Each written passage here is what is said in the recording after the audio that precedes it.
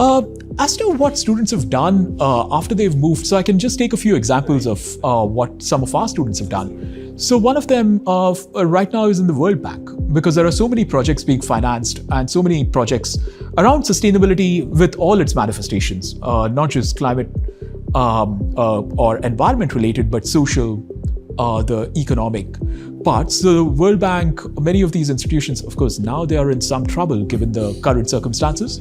But at least until 2.5 months ago, there were a lot of projects. And so one of our students has, in 2 years, she did a master's after completing and got it. Another one of my students is in Mumbai and working with a startup, which is a consultancy. And they do greenhouse gas calculations for various industries that want it. So she gave a very nice little example, and I think it'll be of interest. There was a transport company which came to them and said the new fuel efficiency norms.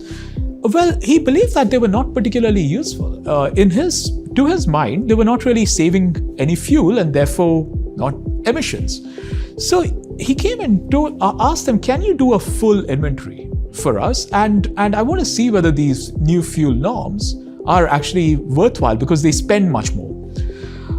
And they did that, and so they have complete, so they can go and say, reveal everything about your company, because they calculate everything, emissions related to every single activity, including every light switch there is and so on. It must be quite interesting, and she's gotten into that, and she's learned so much. So she goes on site to the headquarters and to satellite centers of these companies. Every truck that they have on their inventory, how many trips they do, the office energy use and everything, and they demonstrated that in fact there were a great deal of savings with the new emissions norms, the new fuel norms compared to the previous one.